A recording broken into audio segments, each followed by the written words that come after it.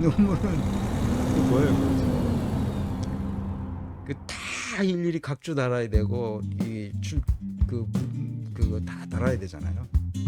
그거 하나라도 빠지면 이제 독일에서는 사실 그거 하나 빠지면 골로 가는 거죠. 그러니까 그래서 늘 그거 신경 쓰고 뭐 그거 하다가 뭐 시간 다 가고, 그래서 실무에 나와서 제가 배운 거를 그대로 쓸 수 있도록 그렇게 해서 뭐 시원하게 전국을 다니면서 컨설팅도 하고 또 수많은 사람을 만나고 그렇게 했습니다. 어떻게 보면 그냥 맨날 연구실에 앉아가지고 이렇게 막 이렇게 하는 거는 뭐 지금 해도 되죠. 그래서 하여튼 어쨌든 제가 배운 지식과 경험을 여러분들과 같이 이렇게 공유할 수 있다는 것이 너무나 행복합니다, 지금은.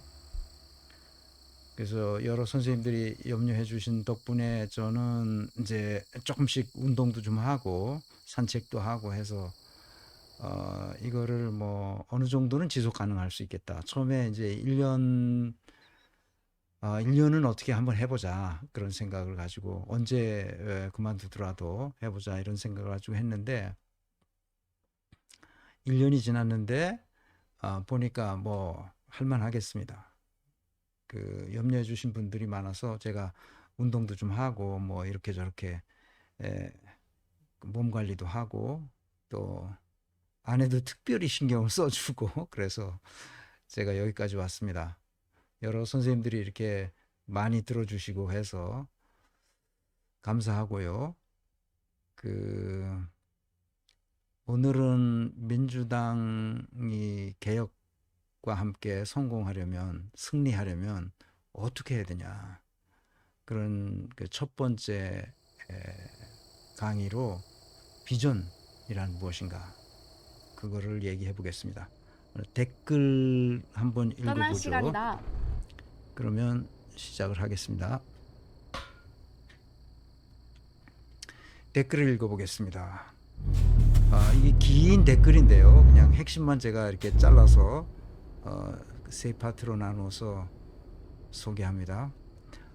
항상 최동석 선생님의 강의를 들으며 그동안 저 혼자 주변에 주장했던 얘기들과 너무 많은 부분이 닮아 있는 게 놀랍고 감사합니다. 네, 이게 제가 지금까지 강의한 내용들은 되게 상식적이죠. 그래서 가급적 쉽게 하려고 애를 썼으니까 상식을 가지고 있는 사람이라면 충분히 이해하실 수 있습니다.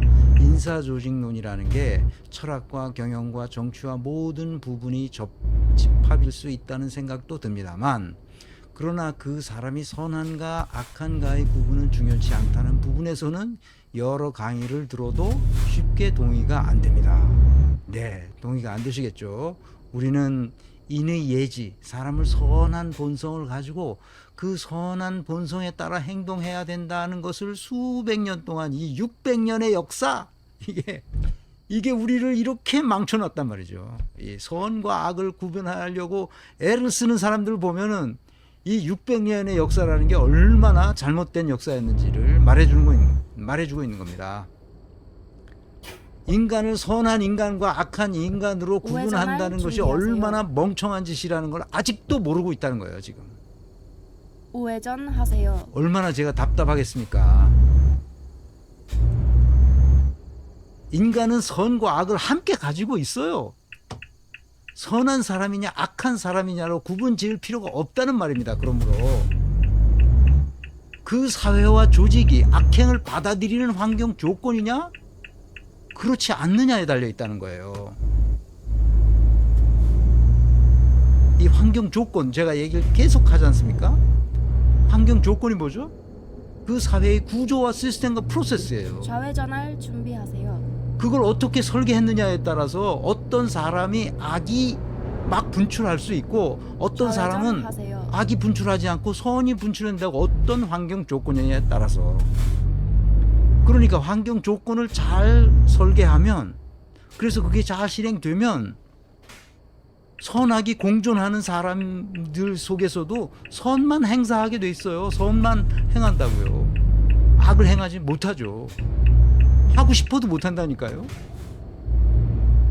그게 내가 지금까지 1년 내내 가르쳤던 거예요. 인간은 선과 악을 가르지 마라. 그러니까 그 사람이 악한지 선한지 어떻게 아냐? 모르잖아. 누가 윤석열이 저러리라는 걸 어떻게 알았어? 모르지. 그러니까 구조와 시스템으로 저런 짓을 못하게 만들었어야 된다니까. 누가 만들죠? 누가 만들어요? 정치인이 만들잖아. 국회에서 법을 만들어야 될 거 아니야. 우상호가 가끔씩 김어준하고 대담하는 걸 보면 우상호야말로 웃기는 놈이라고. 와서 정치 평론을 하고 있어요. 지가 정치 평론. 지가 입법을 해야 될 놈이 앉아서 정치 평론을 하고 있다니까. 이런 그런 멍청한 놈이 어딨어. 직진하세요. 뭐가 문제인지를 모르고 있는 거야 지금. 구조와 시스템의 문제지 사람이 선악의 문제가 아니래도. 자, 더 읽어보겠습니다. 이제 제가 이 말이 도대체 무슨 말인지를 이해를 못했기 때문에 이런 질문을 계속하는 거예요. 그 기업의 입장에서는 백종원이 이제 문제를 일으킨 거예요. 일으켰다고 이 댓글 쓰신 분은 얘기하신 거예요. 그래서 백종원은 뛰어난 성과를 내고 있어요. 자기 회사에서 그랬단 말이겠죠.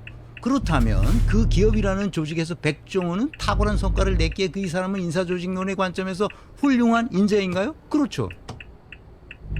훌륭한 인재죠. 자기 조직에서 성과를 많이 냈으니까. 그런데 문제가 있어요.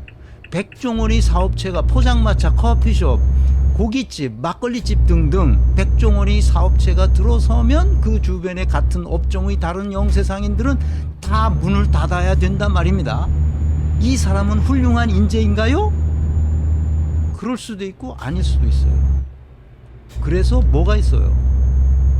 어느 나라나 기업 간의 공정한 경쟁을 위한 공정거래위원회가 있어요.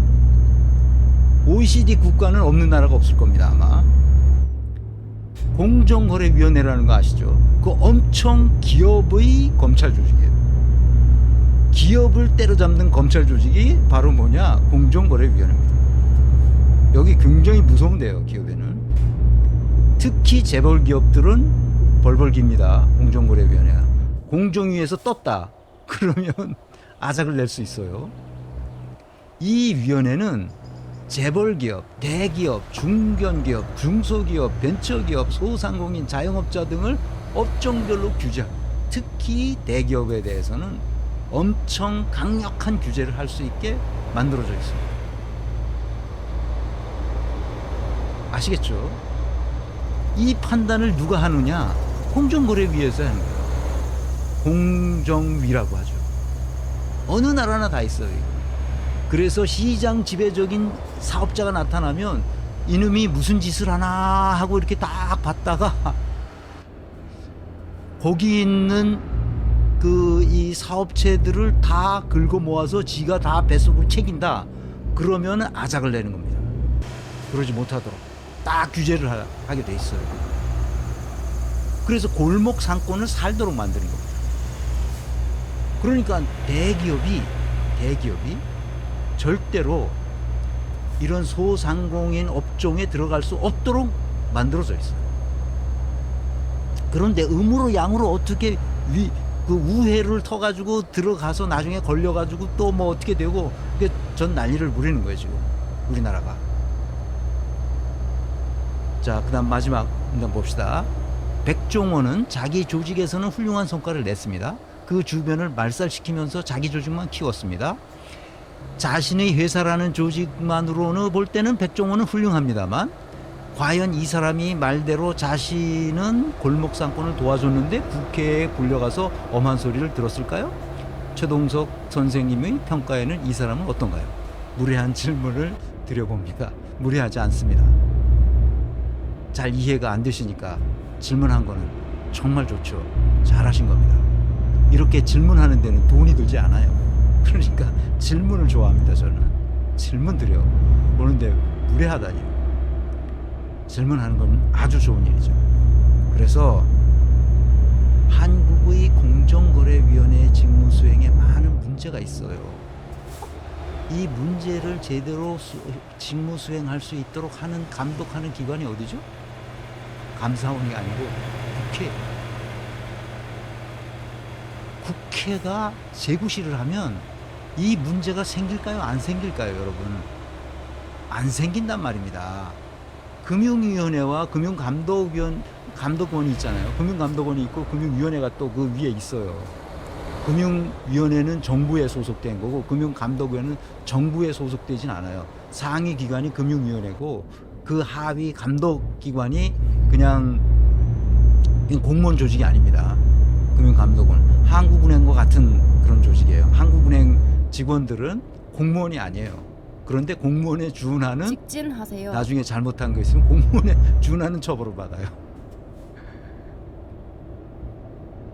아시겠죠? 그래서 재벌 기업의 수십 개가 재벌 기업, 현대, 삼성, 또 뭐 LG, 또 뭐 있습니까? SK 이런 재벌 기업들은 수십 개의 자회사와 또 수십 개의 손회사를 거느리고 있어요. 이게 문어발식 사업을 확장하는 것이 문제가 된단 말이에요. 우리나라에서. 이게 큰 문제거든, 이게. 그럼 독일은 어떻게 할까? 독일은 그걸 못하게 돼 있어. 자기 업종에서 기술을 개발해서 그거 가지고 아니. 그래서 전 세계에서 이 히든 챔피언이라는 거 아시잖아요, 여러분? 세계 시장 점유율이 약 뭐 어떤 거는 50%, 어떤 거는 70%, 80%, 90%까지 되는 히든 챔피언들이 있어요. 전 세계 시장의 시장 점유율이 막 90%까지 가는 게 있어요. 왜? 오른쪽 차선 너무 품질이 좋고 그거는 혁신이 계속 일어나기 때문에 지금 뭐 거의 100년이 넘도록 그 업종만 계속하는 거예요. 왜 그럴까요? 이 사람들은 뭐 문어발식으로 돈 버는 게 돈 이렇게 다른 데 나가서 뭐 커피숍도 하고 뭐 빵집도 하고 뭐 고깃집도 하고 막걸리집도 하고 그러면 돈 번다는 거 몰라서 안 할까 이 사람들이? 못하게 돼 있어. 그러니까 거기에 몰입해서 세계 시장을 넘어가는 거야. 그런데 그런 히든 챔피언이 전 세계에 3천 몇백 개가 있다 그래요. 근데 그 3천 몇 개의 4, 50%가 다 독일이에요. 전 세계 중에서.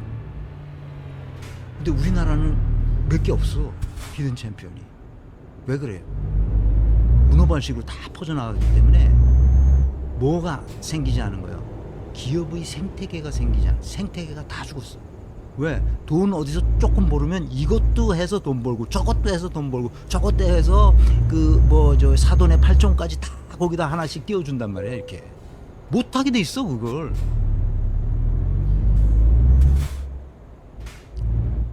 그런데 우리나라는 그걸 하잖아 지금. 그러니 난 백종원이 무슨 뭘 하는지 몰라. 텔레비에 가끔 내가 봤는데 걔가 뭐 와서 컨설팅 해준다고 뭐 그러는 것 같은데 백종원이 무슨 말을 하는지 내가 모르겠지만 뭔 일을 하는지 모르겠지만 그거 있으면 그렇게 당한 사람이 있으면 당한 사람이 다 모여. 그래가지고 연대해. 그래서 국회에 가서 너네 이거 고쳐줄 거야 안 고쳐줄 거야. 아니 한 놈이 이 뱀이 와가지고 다 우리 여기 있는 걸 다 잡아먹고 가는데 악어가 와가지고 우리 동네 상권 다 잡아먹고 있는데 국회에서 너네 뭐해 이거. 이 공정거래 이거 똑바로 못해? 하고 누구를 쪄야 되느냐? 정치인을 쪄야 되는 거예요. 내가 은퇴하고 나서 우리 기업들이 왜 이렇게 개판일까? 이걸 연구했잖아. 그러니까 정치가 문제인 거야. 정치가. 독일에서는 그걸 용납을 안 해. 자동차 기업에서 빵가게를 하다니 커피숍을 하다니 이거 미친놈들이잖아. 자동차 회사가 자동차만 해야 될 거 아니야.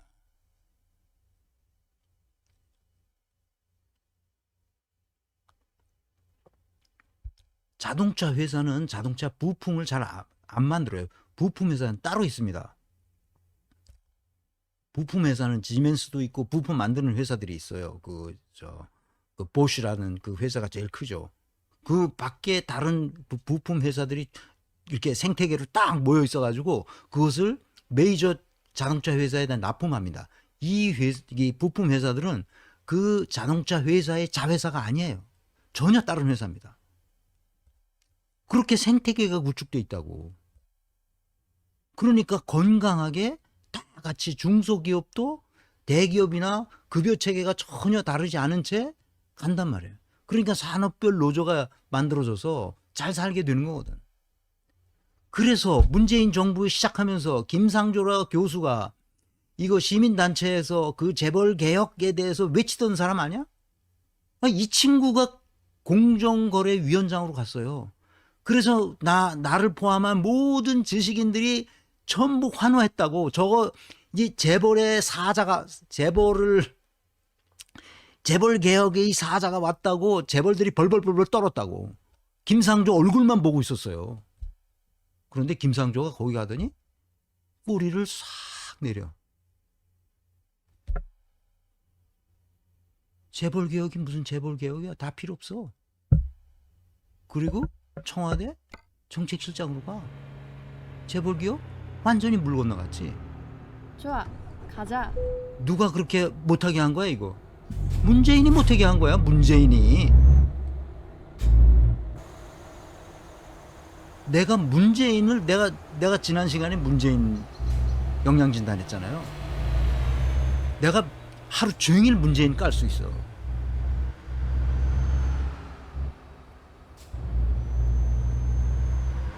나는 내가 웬만해선 그렇게까지 오른쪽 차선 얘기하는데 유지 우리 후에 민족의 비극이라는 다시 거야. 오른쪽으로 문재인. 나가세요. 역사의 심판을 받아야 된다고 생각하는 거야. 오른쪽으로 나는 그래서. 나가세요. 정치가 문제예요. 정치가. 백종원이 문제가 아니고 백종원이 어디 가서 이렇게 뇌물 줘가지고 누구를 꼬셔가지고 그걸 그대로 벗어났는지 어쩐지 난 모르겠어요. 우리가 그래서 시민들이 깨어나야 되는 거야. 모든 문제의 근원은 어디에 있는 거야? 로터리에서 국회에 있다고. 두 국회. 번째 출구로 나가세요.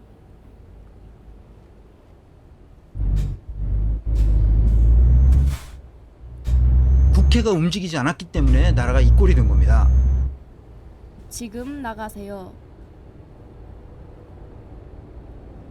그래서 내가 이낙연을 아주 나쁜 인간이라고 말하는 거예요. 아무것도 안 했잖아. 180석 가지고. 이낙연이나 문재인이나 똑같은 인간들이란 말이지. 정신 차려야 됩니다. 우리가 시민들이. 그래서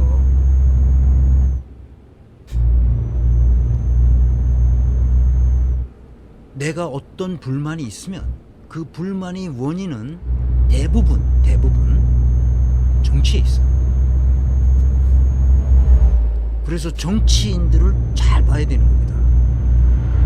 그래서 독일인들은, 특히 젊은이들은 비슷한 불만을 가진 사람들이 다 연대해서 우리의 불만을 해결해 주지 못하는 정치인이 누군지를 찾아가서 그 정치인을 쪼는 거야. 너 왜 이거 똑바로 못해? 아니 너 일 안 하고 이거 뽑아놨는데 너 이거 똑바로 못하겠어? 일꾼이잖아, 일꾼. 우리가 일꾼을 뽑았다니까, 일하라고. 근데 그놈들이 안 하고 있어. 오른쪽 그러면 차선을 유지하세요. 불러다가 조인트 까야지. 우리 시민들은 그렇게 할 권리를 가지고 있다고. 헌법적 권리를 가지고 있어요. 그래서 일 잘 못하는 애는 불러다가 조인트 까고 안 되면 푸시업 시키고 안 되면 대가리 박아 하면 되는 거예요.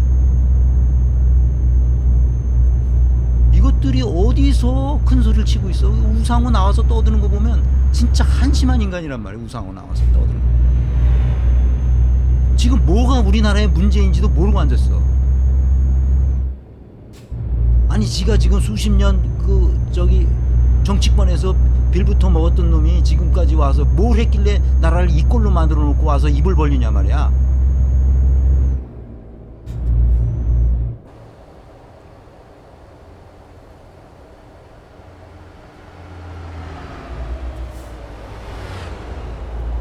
독일 젊은이들 어떻게 했냐고.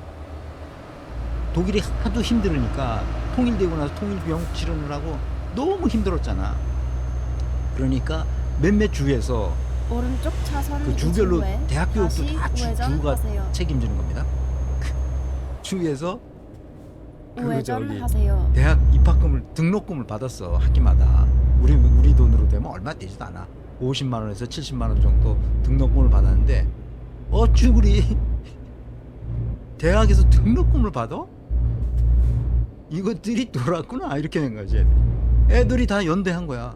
그 주에 들어와서 주 총리가 누구야? 누가 이런 거 받으라 그랬어? 누가 이런 거 그랬어? 몇 년 만에 싹 없어졌어. 주의. 제한 속도를 유의하세요. 나는 대학생들이 지금 들고 일어나서 걸게 해야 된다고 봐요.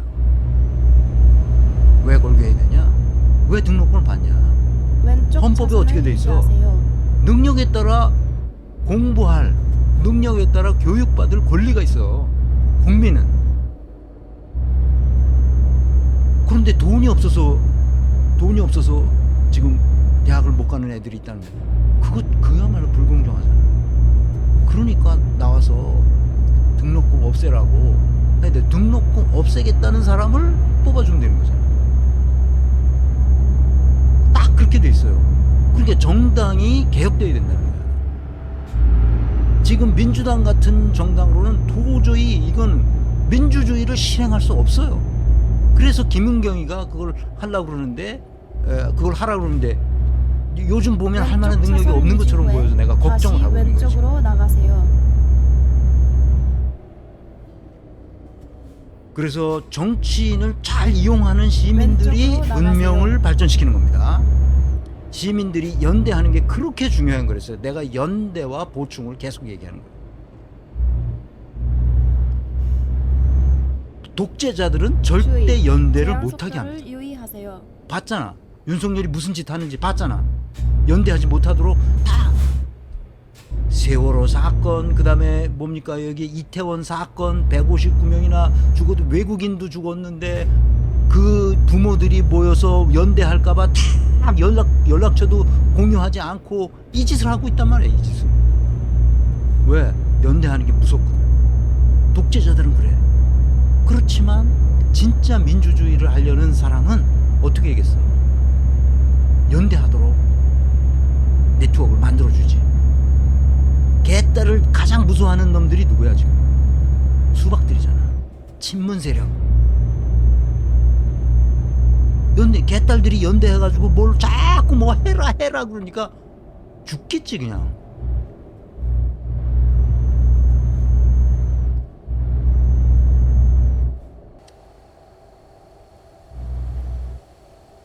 그래서 백종원의 사업체가 골목 상권을 해칠 수준의 지배력을 가지고 있는 규모의 사업체인지 그거 살펴서 골목 상권에 진입하지 못하도록 해야 한다면 그렇게 하라고 누구한테 얘기해? 정치인을 불러서 쭌틀 까라는 거예요.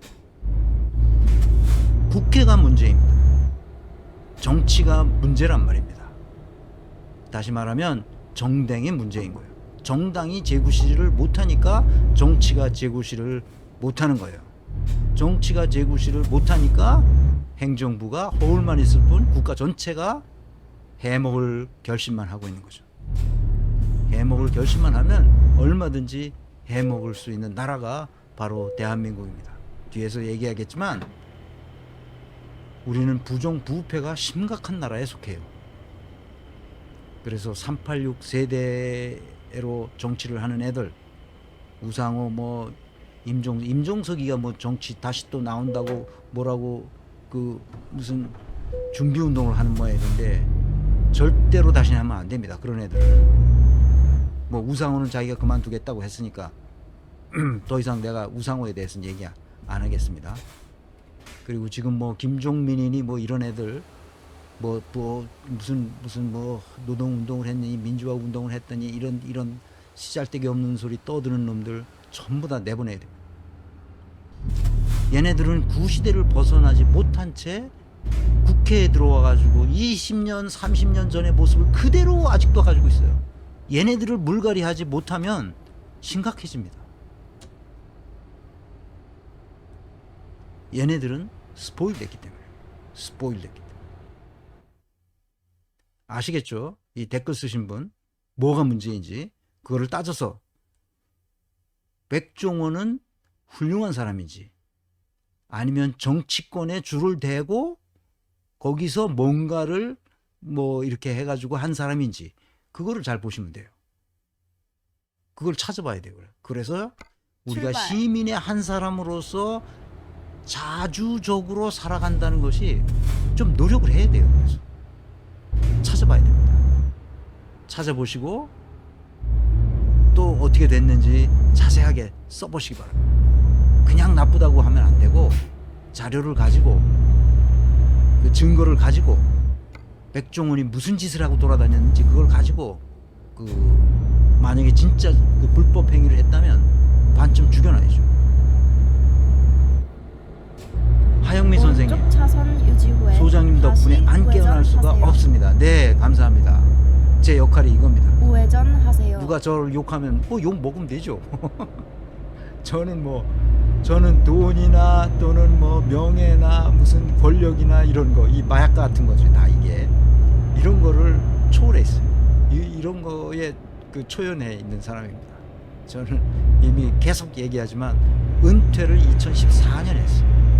지금까지 조금씩 우리 사회에 기여할 게 뭐가 있나 생각하면서 오른쪽 차선 제가 유지 후에 배운 다시 지식과 오른쪽으로 경험을 나가세요. 다 같이 공유하는 것이 그동안 뭐 여행도 하고 뭐 놀러 다니고 하는데 오른쪽으로 그것도 뭐 나가세요. 한두 번이지 어떻게 매일 그 365일 그러고 살아요. 사람이 이제 충분히 쉬었고 이제는 이거를 좀 공유해도 될 때가 된 거죠.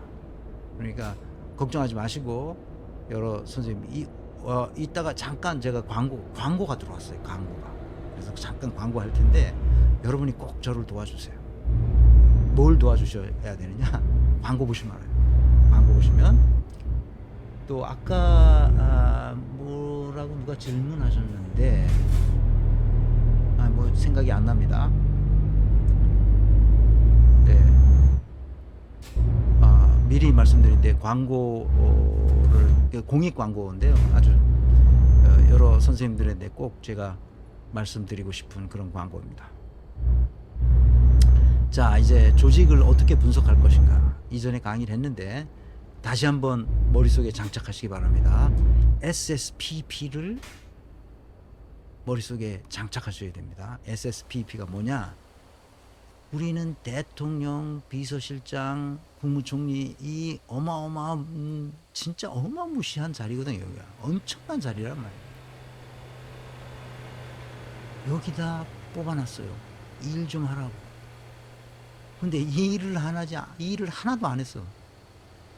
촛불 정신, 촛불 혁명의 정신을 가지고 일하라고 어마어마한 의전하고 탁현민 같은 훌륭한 의전 비서관을 거기다 갖다 대고 봉급을 주고 그 뭐 의전 다 붙여주고 불편하지 않도록 해서 다 했는데 아무것도 안 하고 쏙 빠져가지고 가서 책방 주인을 하고 있단 말이야. 와, 이런 그냥 촛불 시민들을 완전히 배신한 사람이거든. 그렇게 배신하지 않도록 하려면 어떻게 해야 되냐? 구조와 시스템과 프로세스를 잘 설계하면 된단 직진하세요. 말이지. 사람은 두 번째, 사람은 네 번째 문제예요.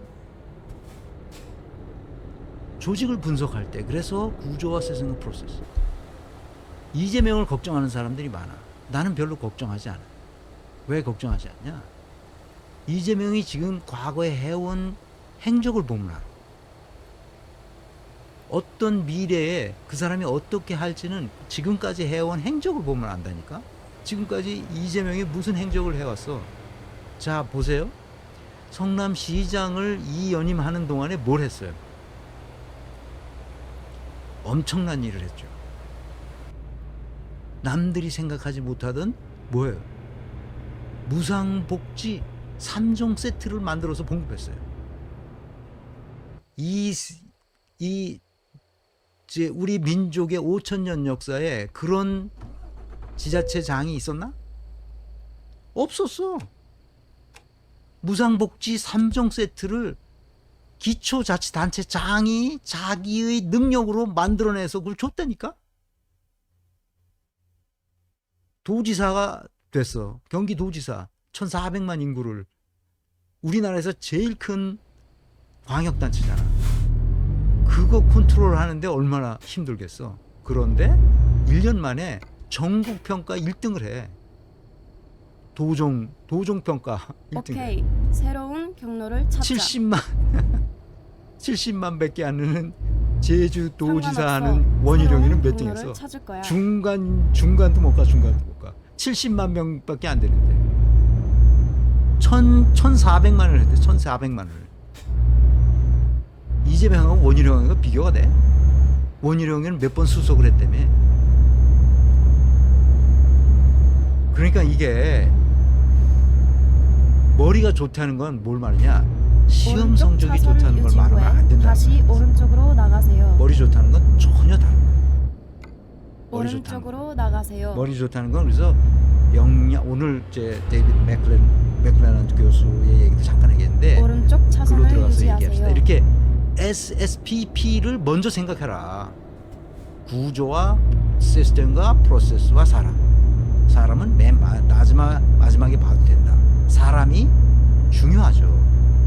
그런데 사람을 지배하는 게 구조와 시스템 프로세스. 그런데 그 구조와 시스템과 프로세스는 사람이 설계하는 거예요 또. 그러니까 사람이 중요하지. 그러니까 이게 서로 사이클릭 서로 상호작용하면서 이게 잘 되도록 만들어줘야 된다는 거예요. 누가? 정치가. 근데 정치가 자기의 이속이 달렸기 때문에 자기 이속을 위해서 구조와 시스템과 프로세스를 지금까지 만들어 왔거든. 우상호 같은 애들이. 그러니까 어떻게 되겠어? 어떻게 되겠냐고. 엉망진창으로 만들었을 거 아니야. 자기네들 이익을 위해서 만들었으니까. 주의. 김진표 보라고. 제한 김진표 속도를 같은 유지하세요. 애들이 뭐 무슨 짓을 지금 하고 있나. 내년 4월에 총선인데 아직도 선거 제도를 마련 못했어요. 이게 질풍이 아니야. 1년 전에 만들어 줬어야 될 거 아니야. 그래야 제한 속도를 준비하지. 유의하세요. 정치 입문하려는 사람들이. 그래서 뭐라 그러냐. 3월까지인가 2월까지인가 한다고 그랬어. 4월까지 한다고 그랬어. 그러다가 안 되니까 6월까지 한다고 그랬어. 6월 맞아요. 6월까지는 다 완성을 해서 하겠다. 근데 아직 8월이잖아. 8월인데 아직까지도 아무 소식이 없어. 김진표, 박병석, 이낙연 이런 애들이 만지면 다 엉망진창이 된다니까. 그 인생 살아온 걸 봐. 그들이 손대면 다 엉망진창이 된다고. 이재명이 살아온 과거를 보라고. 이낙연, 박병석, 김진표 같은 애들하고는 차원이 달라. 환경 조건을 만들어주면 돼. 지금 수박들이 다 잡고 있기 때문에 왼쪽 이러거든. 차선을 친문 세력이 유지하세요. 다 잡고 있기 때문에. 내가 문재인을 연구하기 시작한 거는 꽤 돼요. 다시 출마할까요? 이 영상을 보고 내가 뿅 간 거야. 이거 제정신이 아니구나 이 사람이. 어디다 대고 다시 출마할까요? 이렇게. 성공한 대통령이었습니까? 이러면 나 그거를 여러 번 보고 이 사람의 심리를 내가 밝혀봐야 되겠다. 이러고 내가 연구하기 시작한 거야. 주의. 보면 제한 볼수록 속도를 유의하세요. 가관인 거지 정말. 가관인 거야. 주의. 제한 속도를 유의하세요.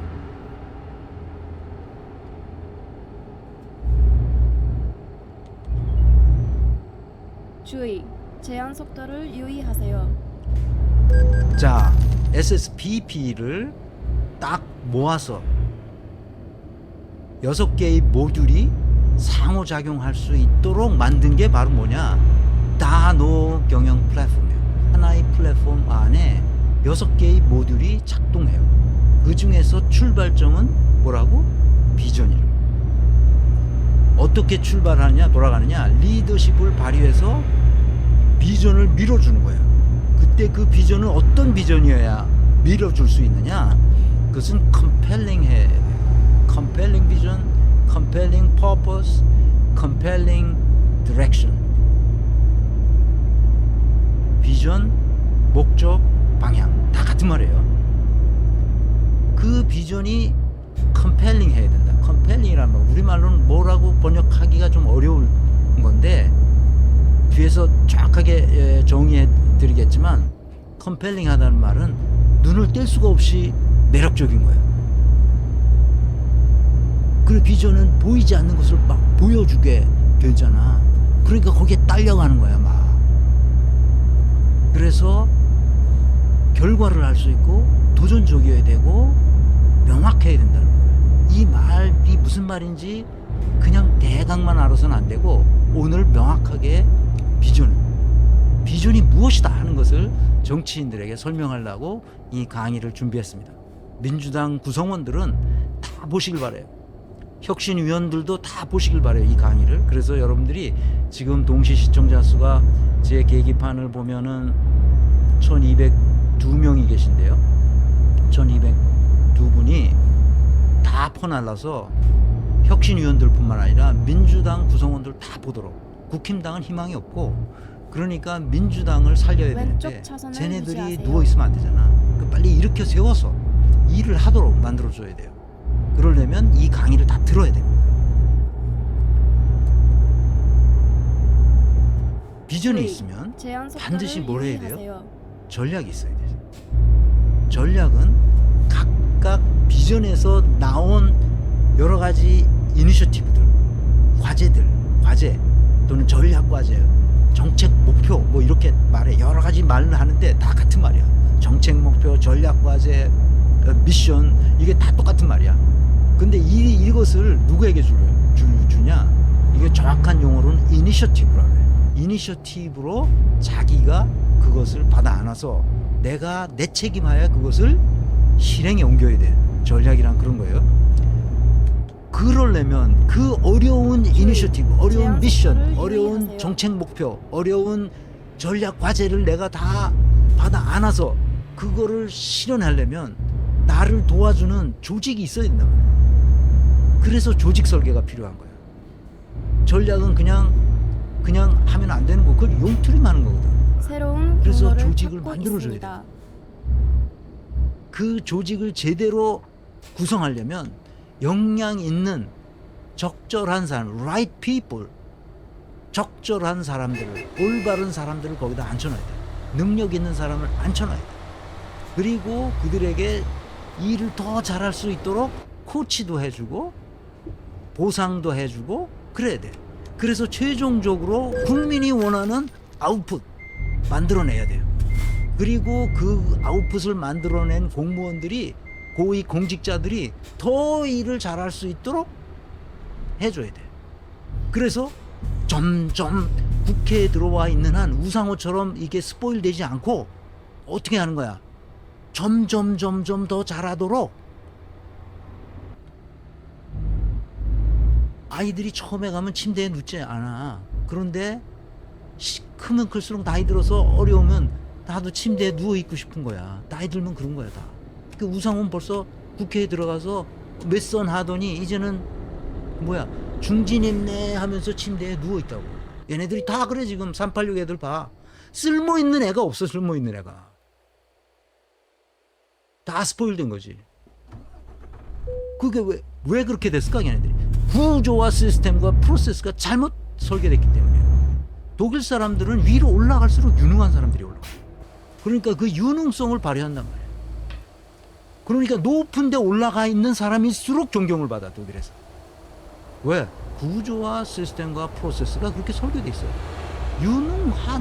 유능하다고 판정이 나야 그걸로 올라가고, 거기서 더 올라가려면 진짜 유능해요. 그래서 한번 유능한 사람이 그 자리에 잡으면, 예를 들어서 국회의장이 된, 하원 의장이 됐다 그러면 10년, 12년, 15년까지 막 해. 앙겔라 메르켈 때 같이 일했던 그 하원 의장이 12년이가 했어. 의장 잘하니까, 유능하니까. 하면 할수록 유능해진단 말이야.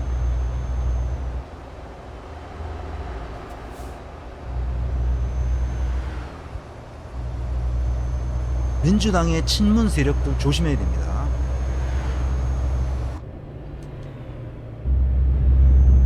내가 윤석열 정부에 대해서 이거 말고도 두 개가 더 있는데 여기 계속 하기가 뭐해서 윤석열 정부 21강, 23강, 24강, 29강, 30강 뭐 이렇게 쭉 돼 있어요. 근데 여러분들이 이 만 조회수도 안 나왔습니다. 사람들이 관심이 없어. 이거 윤석열에 그렇게 관심이 없었나? 이게 작년 10월, 9월, 10월 이때 했는데 관심이 없어. 그래서 적어도 이런 강의를 하면 한 5만 이상은 좀 봐줘야 되는데 지금 이 수준에서는 지금 7만 우리 구독자 수가 7만 얼마잖아요. 한 5만 정도는 봐줘야 되는데 안 나와.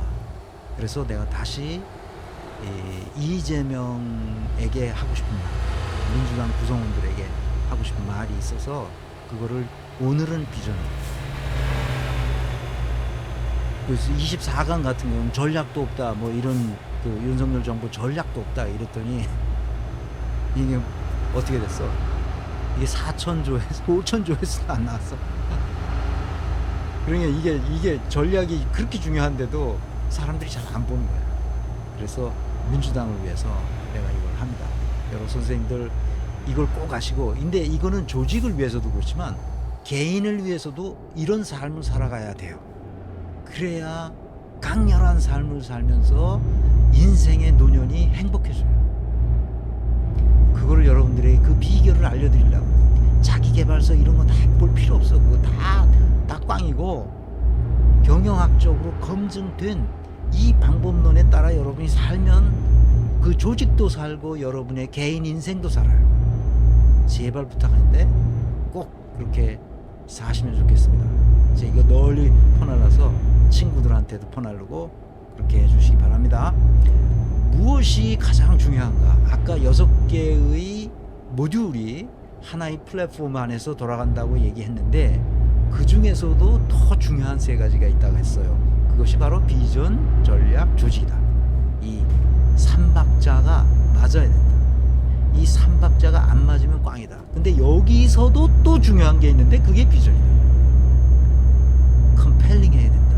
그런 얘기를 계속 했는데 비전이라는 말은 목적이란 말이나 방향이란 말이나 같은 말이에요. 비전, 목적, 방향. 그러니까 컴펠링한 매력적인, 그래서 눈을 뗄 수가 없을 정도로 매력적인, 가슴이 뛰는 비전, 가슴이 뛰는 비전, 컴펠링 비전, 가슴이 뛰는 목적, 컴펠링 퍼포스, 가슴이 뛰는 방향, 컴펠링 다이렉션, 컴펠링 디렉션.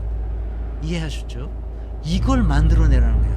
혁신위는 다른 짓 하지 말고, 무슨 윤리정당이니 이런 쓸데없는 짓 하지 말고 뭘 해야 되냐? 컴펠링 비전을 만들어줘. 그러면 다 모여 거기에. 아시겠죠? 컴펠링 하다는 게 무슨 뜻이냐? 비전이 무슨 말인지 잘 알아야 되겠죠. 그러니까 우리 구약성서에 잠언에 보면 29장 18절에 이런 말이 나와요. 묵시가 없으면 백성이 방자히 행하거니와 율법을 지키는 자는 복이 있느니라. 이걸 현대적인 언어로 맞으면 율법이라는 말은 그때 당시에 오늘날 뭐 법률서적, 이 율법전서 이런 게 아니고, 율법이라는 건 그때 그 시대의 이론이었어. 이런 이론에 따라 살면 복을 받는다는 거예요. 행복해진다는 거예요. 그러니까 이렇게 해라. 그러니까 묵시라는 게 뭐야? 지식이지, 계시지, 비전이지. 그러니까 오늘날로 번역을 하면, 오늘날 말로 번역하면 이런 거예요. 비전과 지식이 없으면 조직이 엉망진창이 된다. 백성이 방자히 행하니까. 율법을 지키는 자는 복이 있느니라. 경영 이론에 따라 살아가는 자는 복을 받을 것이다. 아주 너무나 당연한 거예요. 이건 인류 보편적인 진리야. 이거. 비전과 지식이 없으면 어떻게 조직이 움직이겠어요? 민주당이 왜 저렇게 다 침대에 누워있는가? 쟤네들이 비전이 없기 때문입니다. 비전을 제시해야 돼요. 경영 이론을 따라 살아가야 됩니다. 그럼 개인도 자기 자신을 경영해야 되고 조직도 같이 경영해야 되죠. 가정도 경영해야 되고, 이낙연, 문재인, 윤석열. 그래서 우리는 민주 시민들이 해야 할 일은 뭐냐? 이재명, 추미애, 송영길을 보호해야 돼. 왜? 지금은 권력을 가진 놈이 누구냐? 윤석열이거든. 얘가 어떻게 무슨 짓을 할지 몰라요. 뭐 자기가 직접 하지 않겠지. 한동훈을 시켜서 하든 누구를 시켜서 하든 무슨 짓을 할지 모릅니다. 그러니까 항상 예의주시하고 이 세 사람을 보호해요. 이 세 사람은 자기 부하들을 어떻게 쓸 줄도 아는 사람이에요. 그러니까 뭡니까? 민주당 안에 있는 의원들은 이 사람들의 부하가 아니잖아. 그러니까 말을 안 들어. 리더십이 발휘될 수가 없어. 그런데 이재명이나 추미애나 송영길은 리더십 포지션에 올려놔. 국회의원들을 부려먹을 수 있는. 올려놓으면 당연히 걔네들은 그 떡고물을 어떻게라도 뜯어먹으려고 거기 가서 빌붙고 이 세 사람의 비저너리 리더십을 통해서 뭔가 움직일 사람들이야. 이 사람. 자기에게 손톱만큼도 손해보는 것은 안 되는 사람들이 민주당의 친문 세력들이거든. 소위 수박이라고 그래요.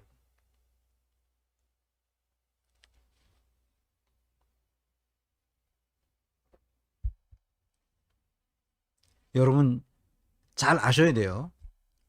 제가 이런 인사 조직으로 이런 거 분석하는 사람이에요. 기업에 가서 컨설팅 해도 마찬가지입니다. 몇 달씩 가서 분석하잖아요. 경영진을 분석하고. 제가 어디 컨설팅 했는지 어쩌다 가끔 얘기하는데 제가 동서남북 거의 다 다녔어요. 인천국제공항 개항할 때 내가 컨설팅 했다고. 백정선 그 상무님 지난번에 은퇴하셨던데 나한테 인사도 하고 그러시더라고 보니까. 그 인천국제공항에 있었던 거예요. 그때 뭐 한 팀장인가 뭐 이런 거 하셨던데 벌써 20년 가까이 됐어요. 20년 됐죠. 20년도 넘었나? 20년도 넘은 것 같습니다. 인천국제공항에서부터 시작해서 저 동쪽에 태백 지구의 광산 회사까지 서울에 있는 삼성, 출발 조선, 시간이 단원, 되었어요. 거제도에 대우조선해양까지 부산에 있는 그 로버 테크놀로지 하는 중소기업에서 저 목포에 있는 그 작은 조선소까지 안 가본 데가 없어요. 다 가서 그 사람들을 가르치고 컨설팅하고 자문하고 그런 얘기 그렇게 해봐서 이걸 어떻게 해야 되는지 귀신처럼 아는 사람이야 내가. 나를 속일 수가 없어요. 지금 뭐 이 다 SNS로 다 해서 신문 뭐 유튜버 뭐 조사하면 다 나와요. 다 나와. 자, 아시겠죠? 이 세 사람을 보호하시라. 앞으로